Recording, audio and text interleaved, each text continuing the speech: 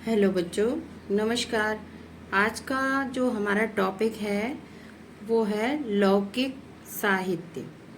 जो आदिकालीन साहित्य था उसमें जो सबसे अंतिम और लास्ट टॉपिक है ये। ठीक है, लौकिक साहित्य। तो आज हम इसी को पढ़ेंगे। तो चलिए शुरू करते हैं आज की क्लास को कि लौकिक साहित्य क्यों लिखे गए थे, इनका क्या उद्देश्य रहा था कि उस समय आदिकाल में लौकिक साहित्य क्यों लिखे गए थे। तो इनका जो प्रमुख उद्देश्य था लोक मनोरंजन। तो सबसे पहले हम इनका उद्देश्य देखेंगे कि उद्देश्य क्या था। उद्देश्य क्या रहा था इनका, तो था लोक मनोरंजन।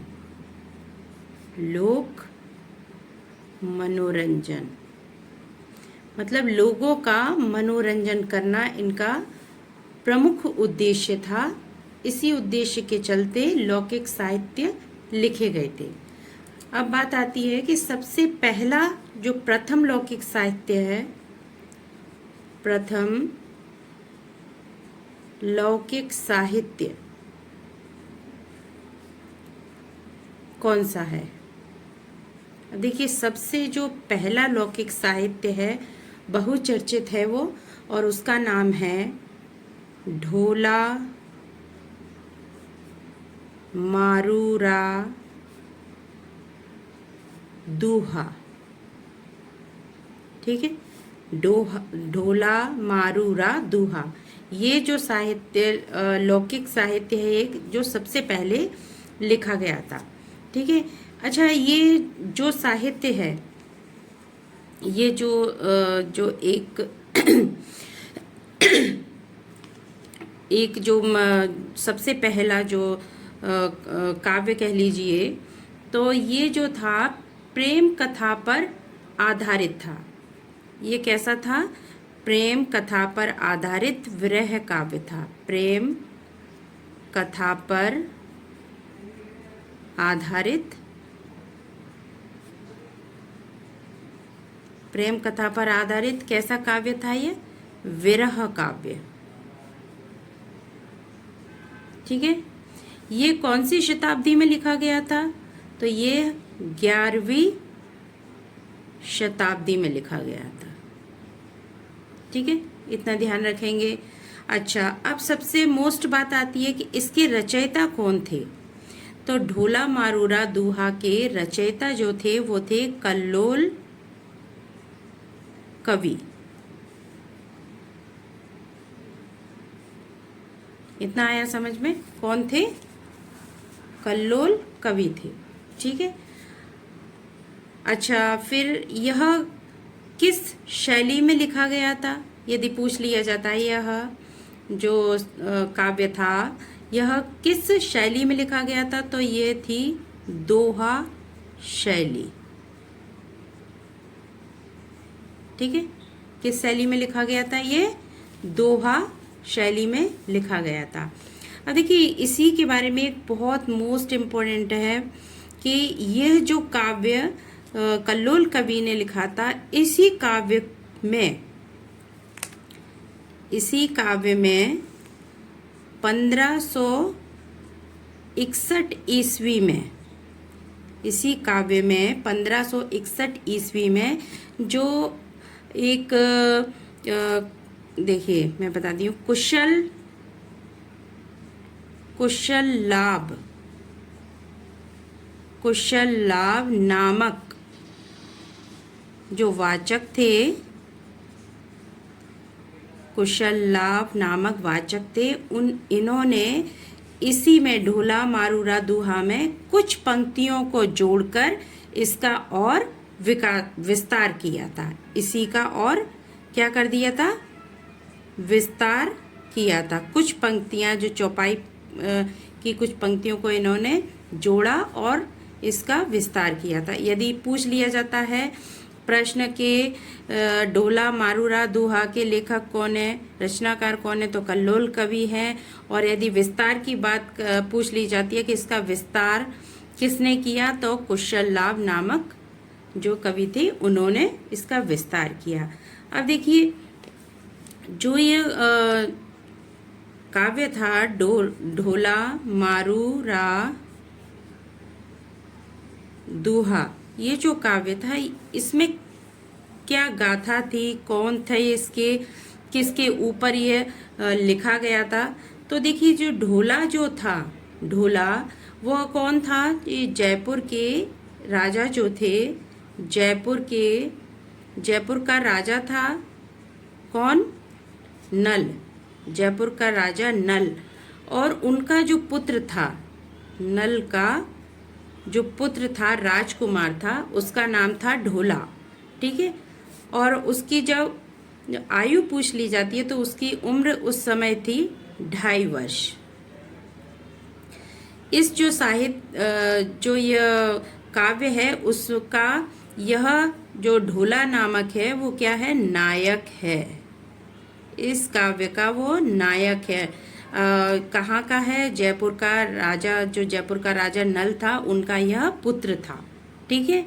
अच्छा, ये जो मारू जो है, मारू जो है यह पिंगल, एक सेकंड दोबारा थोड़ा सा समझ लेते हैं इसको, कि जो ढोला मारूरा दूहा है उसमें ढोला जो है वो जयपुर का जो राजा नल था उनका राजकुमार यानी कि उनका पुत्र था, और उसकी जो उस समय आयु थी वो थी 2.5 वर्ष। वह इस काव्य का नायक था। ठीक है। और मारू जो थी वह इस काव्य की नायिका थी। तो मारू कौन थी? देखिए, पिंगल जो कि जैसलमेर को कहा गया है, जैसलमेर। ठीक है। जैसलमेर के जो राजा थे की पुत्री, वह कौन है? मारू नामक कन्या है। ठीक है। जिसका जो जैसलमेर के जो राजा है उसकी वह मारू कौन है? पुत्री है। ठीक है। वह इस काव्य की कौन है? नायिका। और उसकी उम्र कितनी है? तो 1.5 वर्ष है। ठीक है। उसकी कितनी उम्र है? 1.5 वर्ष। तो यही ढोला मारूरा के बारे में यहीं से कुछ प्रश्न आपके एग्जाम में आते हैं। ठीक है।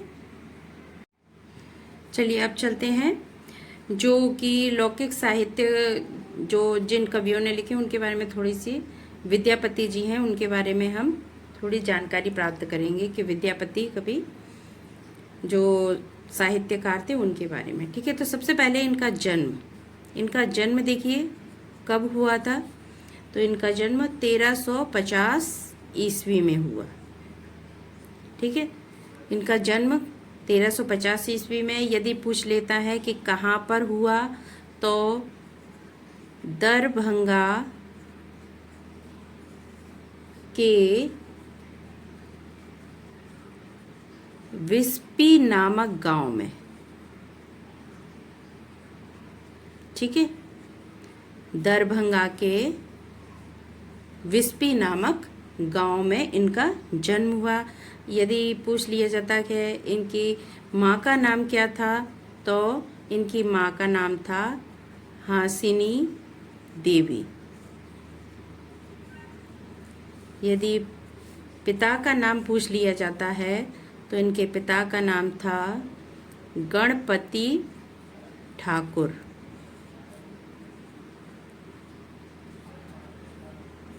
ठीक है। गणपति ठाकुर। और इनकी जो मृत्यु का समय था वो था इनका, यदि मृत्यु पूछ ली जाती है तो वो थी 1440 ईस्वी। ठीक है। और इन्होंने अधिकतर रचनाएं किस भाषा में लिखी हैं, तो वो भी देख लेते हैं कि इन्होंने जो रचनाएं लिखी हैं वह रचनाएं किस भाषा में लिखी हैं रचनाएं। तो देख लेंगे हम कि इन्होंने मुख्यतः मैथिली,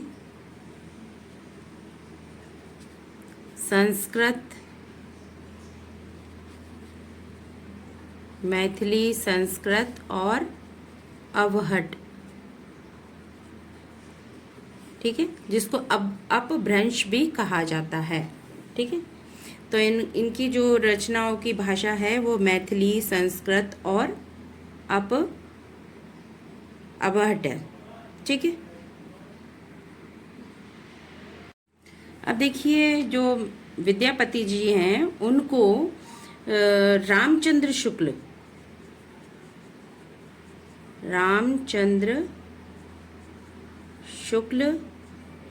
विद्यापति जी को किस मत का अनुयायी मानते थे? तो वह मानते थे शैव मत का।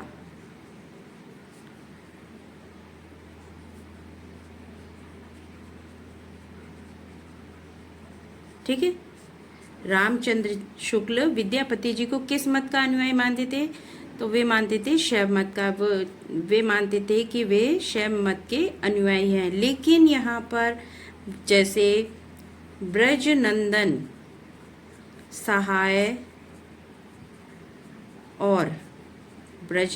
सहाय और श्याम सुंदर दास, ये जो दोनों थे, ये विद्यापति जी को वैष्णव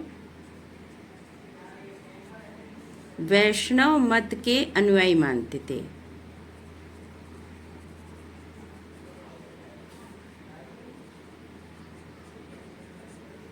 ठीक है। देखिए, रामचंद्र शुक्ल शैव मत के अनुयायी मानते थे विद्यापति जी को, और ब्रजनंदन सहाय और श्याम सुंदर दास वैष्णव मत के अनुयायी मानते थे इनको। अच्छा, इन्होंने ही सर्वप्रथम, विद्यापति जी ने ही सर्वप्रथम हिंदी साहित्य में कृष्ण काव्य रचने वाले ये प्रथम कवि थे। हिंदी साहित्य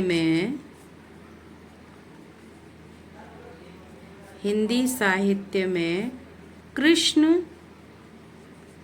काव्य रचना करने वाले सर्वप्रथम कवि कौन थे? विद्यापति जी। ठीक है। हिंदी साहित्य में यदि कृष्ण काव्य रचना किसी ने की है तो वे थे कौन? विद्यापति जी। ठीक है। इन्होंने कृष्ण को नायक और राधा जी को नायिका बनाकर, ठीक है, राधा जी को नायिका बनाकर अपनी जो इन्होंने रचनाएं लिखी हैं उनमें इन्होंने जो अधिकांशतः रचनाएं इन्होंने श्रृंगारिक रचनाएं लिखी हैं।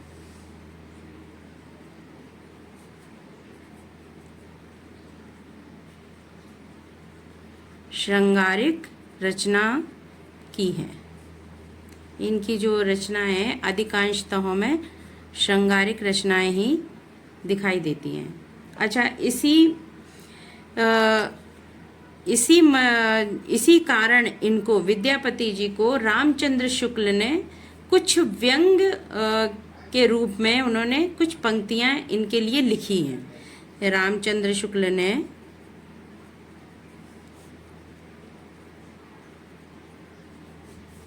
इसी के कारण उन्होंने कुछ व्यंग के रूप में कुछ पंक्तियां लिखी हैं इन्हीं के लिए। तो वह पंक्तियां मोस्ट हैं और अधिकांशतः ये पेपर में आती हैं कि आजकल ऐसे थॉट्स आते हैं कि कोटेशन आ जाएगा और पूछा जाता है कि यह किसने कहा है और किसके बारे में कहा है, कि आजकल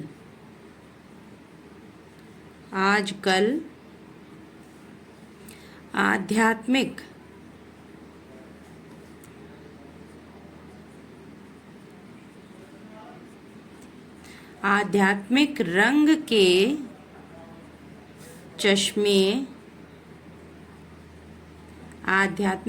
के चश्मे बड़े सस्ते हो गए हैं।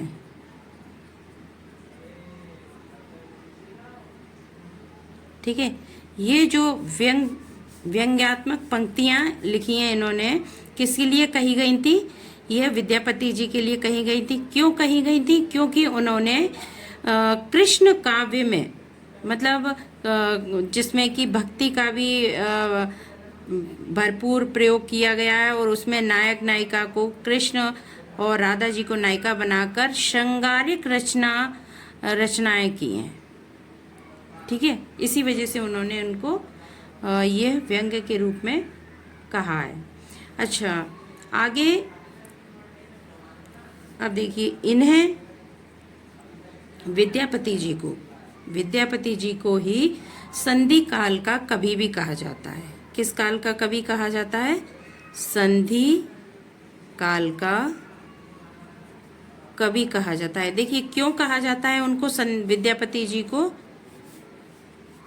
किसको कहा जाता है? विद्यापति जी को।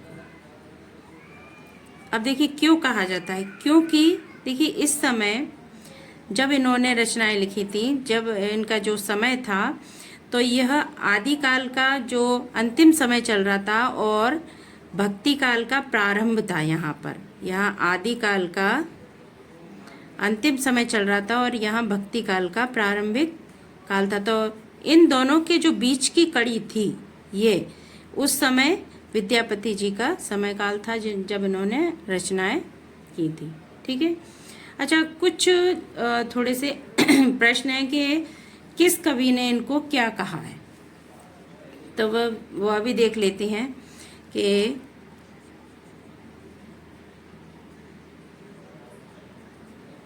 श्रृंगार रस का वाक सिद्ध, श्रृंगार रस का वाक सिद्ध विद्यापति जी को किसने कहा है? तो वो कहा है हजारी प्रसाद द्विवेदी जी ने। हजारी प्रसाद द्विवेदी ने। ठीक है। श्रृंगार रस का वाक सिद्ध किसने कहा है विद्यापति जी को? हजारी प्रसाद द्विवेदी जी।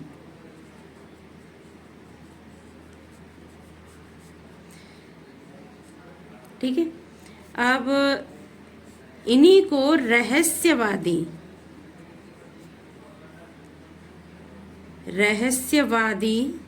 कवि किसने कहा है?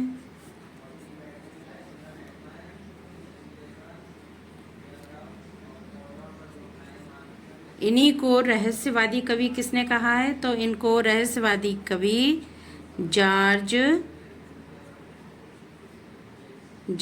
ग्रियर्सन ने कहा है। ठीक है। रहस्यवादी कवि किसने कहा है?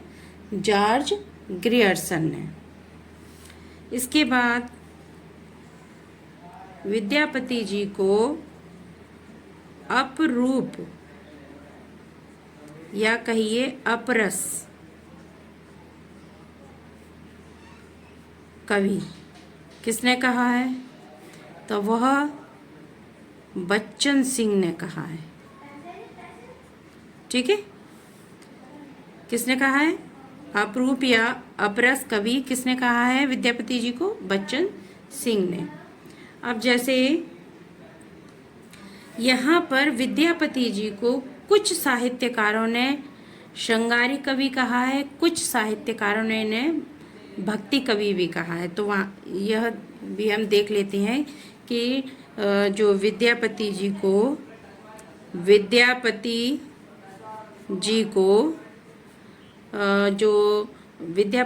को श्रृंगार कवि कहने वाले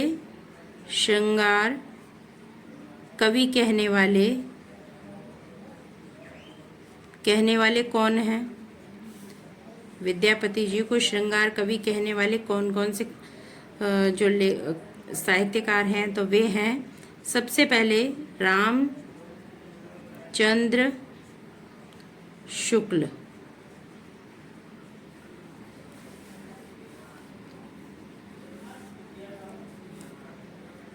रामचंद्र शुक्ल और दूसरे राम वृक्ष वैनीपुरी, तीसरे हैं बाबू राम। अब देखिए एक छोटी सी ट्रिक है कि इसमें रामचंद्र में, राम वृक्ष वैनपुरी में, बाबू राम, इन सब में राम राम शब्द आ रहा है। तो यदि इस तरीके से भी हम याद रख सकते हैं कि विद्यापति जी को श्रृंगार कवि कहने वाले कौन है? राम जी। ठीक है। और विद्यापति जी को भक्ति कवि कहने वाले,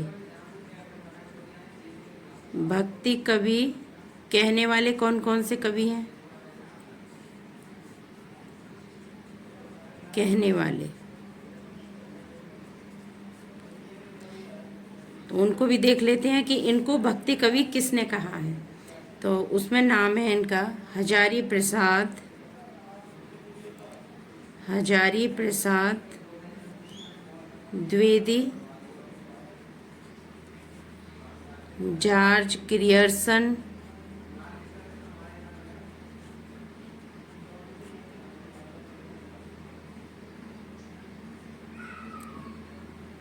ठीक है, और हरप्रसाद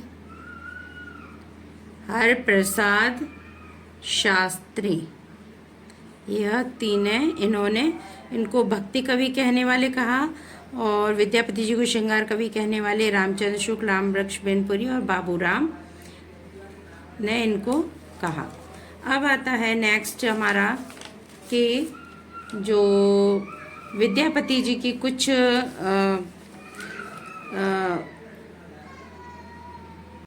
अब देख लेते हैं विद्यापति जी की कुछ रचनाएं, काव्य रचनाएं, ग्रंथ, उनको हम पढ़ लेते हैं। उससे पहले हम पढ़ेंगे कि विद्यापति जी किन के आश्रयदाताओं के यहाँ इन्होंने रहे हैं और किन आश्रयदाताओं के अंतर्गत रहकर इन्होंने रचनाएं की हैं।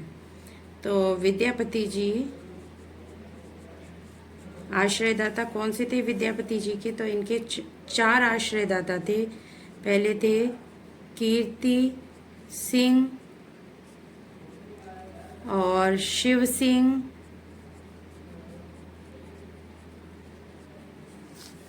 कीर्ति सिंह, शिव सिंह और देवी सिंह। ठीक है। और भव सिंह, ये चार राजा थे, उनके ये आश्रयदाता थे। ठीक है। अब यहाँ पर विद्यापति जी के कुछ हम विद्यापति जी के प्रमुख जो ग्रंथ कह लीजिए, साहित्य कह लीजिए या काव्य रचनाएं कह लीजिए, प्रमुख रचनाएं हम देखेंगे, पढ़ेंगे। ठीक है। तो विद्यापति जी ने सबसे पहले जानेंगे हम कुछ थोड़ी सी जो जानकारी है उसको लेंगे कि विद्यापति जी ने जो जयदेव जी की जो रचना थी एक गीत गोविंद, ठीक है, उसको आधार बनाकर इन्होंने पदावली की रचना की। ठीक है। कि जो विद्यापति जी ने जो जयदेव की जो रचना थी गीत गोविंद, उसको आधार बनाकर इन्होंने अपनी जो पदावली थी उसकी रचना की। थोड़ा इसको लिखकर आप समझ लीजिए थोड़ा कि विद्यापति ने जयदेव की रचना, जिसका क्या नाम था, गीत गोविंद, गीत गोविंद को आधार बनाकर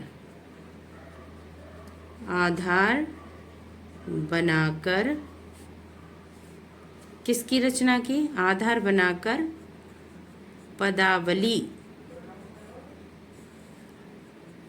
पदावली की रचना की। ठीक है। एक बात दोबारा से और समझ लीजिए कि जो विद्यापति जी थे उन्होंने जयदेव नामक एक जो लेखक थे, जयदेव की जो उनकी रचना थी गीत गोविंद, उस गीत गोविंद को आधार बनाकर उन्होंने किसकी रचना की? अपने काव्य की पदावली की उन्होंने रचना की। इसी कारण से जो विद्यापति जी को जो एक नाम है उनका, अभिनव जयदेव के नाम से भी उनको जाना जाता है। ठीक है, यही एक कारण था, इसकी वजह से उनको एक नाम दे दिया गया था, या अभिनव जयदेव के नाम से भी उनको जाना जाता था। तो चलिए आगे पढ़ते हैं पदावली के बारे में संपूर्ण जानकारी, जो उनकी प्रमुख रचना थी पदावली। तो सबसे पहले पढ़ेंगे कि इसकी भाषा कैसी थी, किस भाषा में लिखी गई थी। तो यह मोस्ट क्वेश्चन है, यह मैथिली भाषा में लिखी गई थी। ठीक है, कैसी भाषा में लिखी गई थी? ये मैथिली भाषा में लिखी गई थी। कब लिखी गई थी, इसकी रचना कब हुई थी, कि रचना का जो समय था, रचना काल का, तो 1403 ईस्वी में। ठीक है,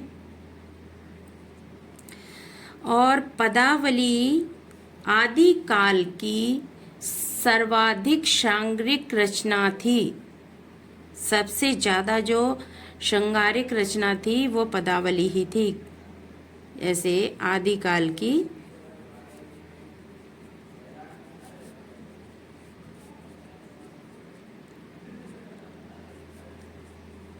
सर्वाधिक श्रृंगारिक रचना थी। ठीक है, आदिकाल की सबसे ज़्यादा श्रृंगारिक रचना थी। यदि प्रश्न इस तरीके से आ जाता है कि सर्वाधिक श्रृंगारिक रचना, रासों की जो रचना है श्रृंगारिक, सबसे श्रृंगारिक रासों कौन सी रचना है, तो उसमें बीसलदेव रासों का नाम आता है। यदि ऐसे पूछ लिया जाए कि आदिकाल की सबसे श्रृंगारिक रचना है, तो वह पदावली ही रहेगी। और रासों के नाम से पूछा जाता है तो बीसलदेव रासों रचना है। ठीक है, अब पदावली के बारे में एक और मोस्ट फैक्ट है कि पदावली के जो दोहे थे, इनको जब चैतन्य महाप्रभु जो थे वो गाते समय इनमें इतना खो जाते थे कि उन्हें किसी भी प्रकार की सुध नहीं रहती थी, वह मूर्छित होकर जमीन पर गिर पड़ते थे। मतलब इतनी अच्छी ये कह लीजिए रचना थी, या इतनी बहुत ही सुंदर थी, इसीलिए वो उनको पढ़ते पढ़ते खो जाते थे और वह मूर्छित भी हो जाते थे कभी कभी। ठीक है, इनकी कुछ और भी रचनाएं हैं, जैसे कि कीर्तिलता। ये कीर्तिलता, ठीक है, कीर्ति पताका। अब देखिए कीर्तिलता के बारे में, इसका जो समय काल था, रचना काल, वह था 1403 ईस्वी। ठीक है, और इसकी जो भाषा थी ये अवहट थी। ठीक है, इसकी भाषा कैसी थी? अवहट थी। और पदावली की भाषा कैसी थी? मैथिली थी, इसको ध्यान रखिए आप। और दूसरी, इसमें जो राजा कीर्ति सिंह थे उनकी यश गाथा का, राजा कीर्ति सिंह की यश गाथा का वर्णन है।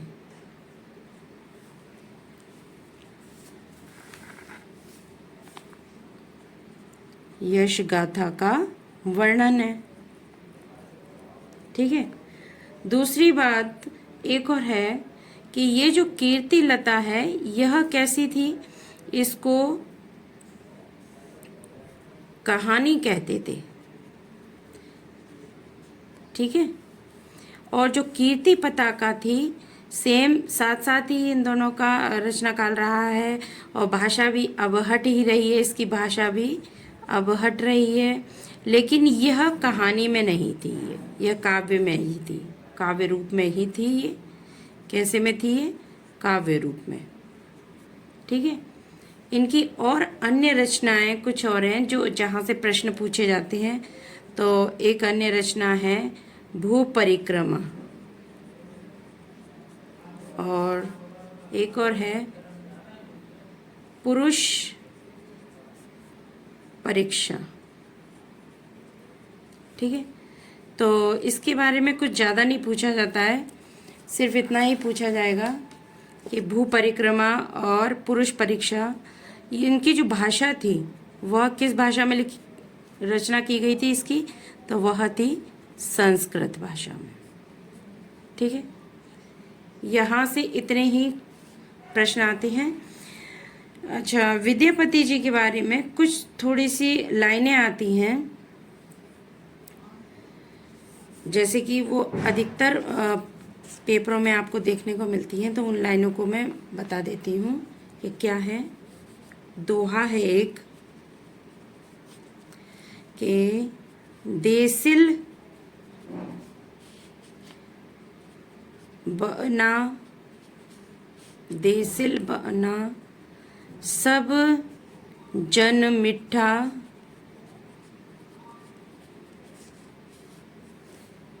ते तोसन जपाओ अब हट्टा।